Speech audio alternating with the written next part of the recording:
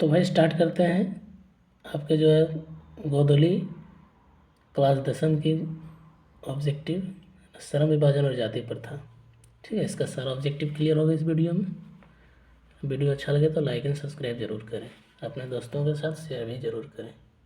चलिए तो स्टार्ट करते हैं। क्वेश्चन इस प्रकार है कि श्रम विभाजन और जाति प्रथा के लेखक कौन है। तो आपको पता होगा श्रम विभाजन और जाति प्रथा के लेखक भीमराव अम्बेडकर है। ठीक है, श्रम विभाजन और जाति प्रथा के लेखक भीमराव अम्बेडकर है, तो बी सही हो जाएगा। आपका ये बी सही हो जाएगा। ठीक है, अगला क्वेश्चन है डॉक्टर अंबेडकर के पिता का नाम क्या था। डॉक्टर अंबेडकर के पिता का नाम क्या था। तो डॉक्टर अंबेडकर के पिता का नाम रामजी सकपाल था। ठीक है, रामजी सकपाल भी सही हो जाएगा।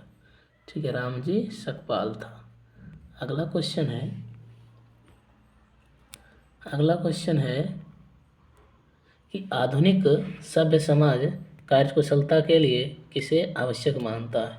तो आधुनिक सभ्य समाज कार्यकुशलता के लिए श्रम विभाजन को आवश्यक मानता है, तो इसलिए ऑप्शन ए सही हो जाएगा।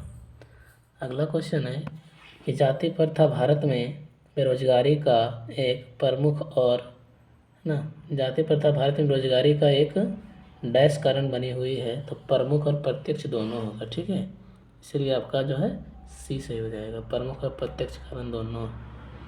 चलिए अगला क्वेश्चन है फिर। अगला क्वेश्चन है मूक नायक क्या है। ठीक है, मूक नायक क्या है। तो मूक नायक पत्रिका है, आपको यह बी से हो जाएगा। अगला क्वेश्चन है कि डॉक्टर भीमराव अम्बेडकर की मृत्यु कब और कहाँ हुई थी। तो डॉक्टर भीमराव अम्बेडकर की मृत्यु 1956 में दिल्ली में हुआ था, ऑप्शन ए से हो जाएगा। ठीक है, 1956 में दिल्ली में हुआ था। चलिए अगला क्वेश्चन है कि डॉक्टर भीमराव अम्बेडकर का जन्म कब हुआ था। ठीक है, तो डॉक्टर भीमराव अम्बेडकर का जन्म 14 अप्रैल 1891 को हुआ था, ऑप्शन नंबर डी से हो जाएगा। ठीक है, ऑप्शन नंबर डी से हो जाएगा। अगला क्वेश्चन है कि अम्बेडकर की दृष्टि में भाईचारे का वास्तविक रूप कैसा होता है। तो अम्बेडकर की दृष्टि में भाईचारे का वास्तविक रूप है दूध और पानी के मिश्रण की तरह, ऑप्शन नंबर बी आपका सही हो जाएगा, दूध और पानी के मिश्रण की तरह। चलिए अगला क्वेश्चन है कि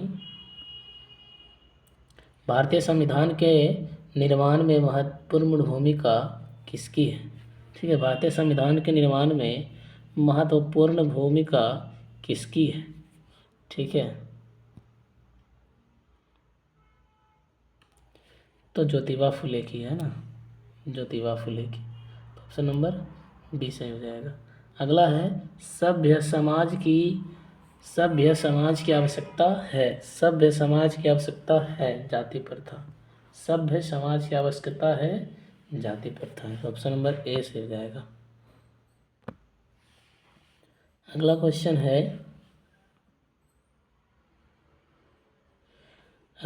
है प्राथमिक शिक्षा प्राप्त करने के बाद उच्चतर शिक्षा के लिए अम्बेडकर जी कहाँ गए थे। तो उच्चतर शिक्षा के लिए दक्षिण अफ्रीका गए थे। ठीक है, अगला क्वेश्चन है कि अम्बेडकर चिंतन और रचनात्मकता के प्रेरक व्यक्ति थे। तो 3 व्यक्ति थे, बुद्ध, कबीर और ज्योतिबा फुले, इसलिए डी इनमें से सभी हो जाएगा। ठीक है, तो आपका डी सही हो जाएगा। चलिए अगला क्वेश्चन इस प्रकार है कि जाति पाति तोड़क मंडल भाषण लाहौर में कब हुआ है ना। तो 1936 में हुआ था, ऑप्शन नंबर सी सही हो जाएगा, 1936 में। चलिए अगला क्वेश्चन है कि श्रम विभाजन और जाति प्रथा क्या है। तो श्रम विभाजन और जाति प्रथा जो है निबंध है। तो श्रम विभाजन और जाति प्रथा एक निबंध है। ठीक है, अगला क्वेश्चन कुछ इस प्रकार है, निम्नलिखित रचनाओं में कौन सी रचना डॉक्टर अम्बेडकर की है ना। कौन सी रचना डॉक्टर अम्बेडकर की है। तो द कास्ट इन इंडिया भी है, the untouchables who are they भी है, हु आर शुद्राज भी है, इसलिए हो जाएगा इनमें से सभी, तो ऑप्शन नंबर डी सही हो जाएगा। ठीक है, ऑप्शन डी से हो जाएगा आपका। चलिए अगला क्वेश्चन है कि आधुनिक सभ्य समाज श्रम विभाजन को आवश्यक क्यों मानता है।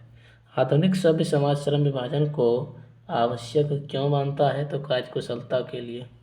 तो ऑप्शन नंबर ए सही हो जाएगा, कार्यकुशलता के लिए। चलिए अगला है कि श्रम विभाजन और जाति प्रथा पाठ बाबा साहेब के किस भाषण का संपादित अंश है ना? तो annihilation of caste, annihilation of caste, option number C सही है। अगला क्वेश्चन है कि अंबेडकर के भाषण एनिहिलेशन ऑफ कास्ट को किसने हिंदी में रूपांतर किया था? किसने हिंदी में रूपांतर किया था? तो ललई सिंह यादव ने किया था। ऑप्शन नंबर ए सही हो जाएगा, ललई सिंह यादव ने किया था, ललई सिंह यादव ने किया था। चलिए अगला देखिए फिर कि अंबेडकर का जन्म किस परिवार में हुआ था? तो अंबेडकर का जन्म जो है दलित परिवार में हुआ था। ऑप्शन नंबर सी सही हो जाएगा। ठीक है अगला है लेखक को इस युग में कहाँ पर विडंबना दिखाई दिया?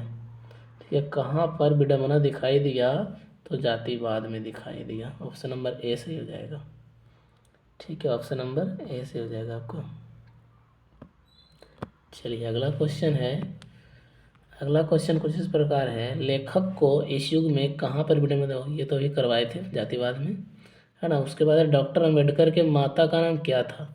तो डॉक्टर अंबेडकर के माता का नाम था भीमाबाई। ऑप्शन नंबर डी से हो जाएगा, भीमाबाई।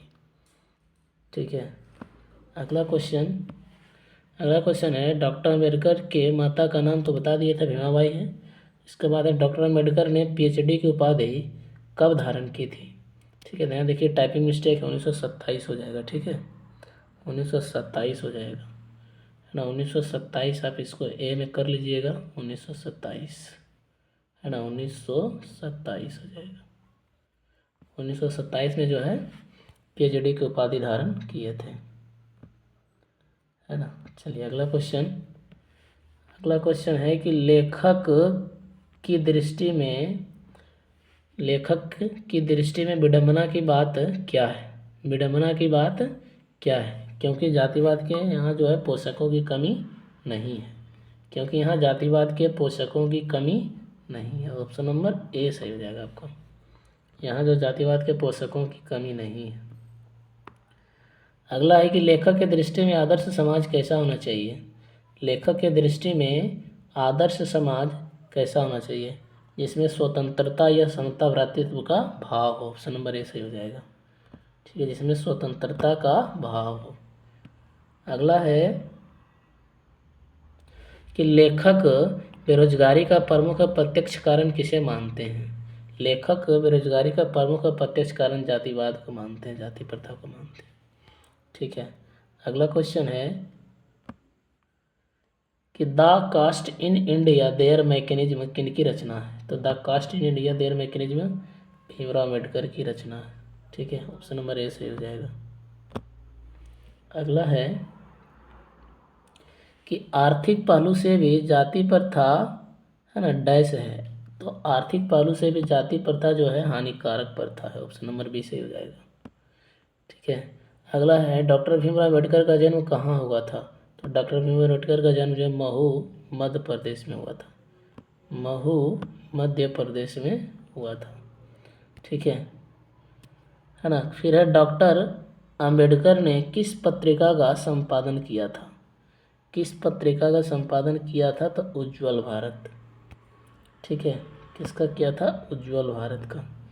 चलिए उसके बाद है भारतीय संविधान का निर्माता के रूप में किन्हें कहा जाता है, किन्हें माना जाता है? ठीक है निर्माता के रूप में किन्हें माना जाता है? तो भीमराव अम्बेडकर को माना जाता है। ठीक है भीमराव अम्बेडकर को माना जाता है। ठीक है चलिए तो इस वीडियो में यहीं तक है, फिर नेक्स्ट वीडियो जो कल आपको मिल जाएगी, है ना। इसी तरह से आपको चैप्टर बाय चैप्टर का ऑब्जेक्टिव करवा दिया जाएगा। तब तक के लिए जय हिंद।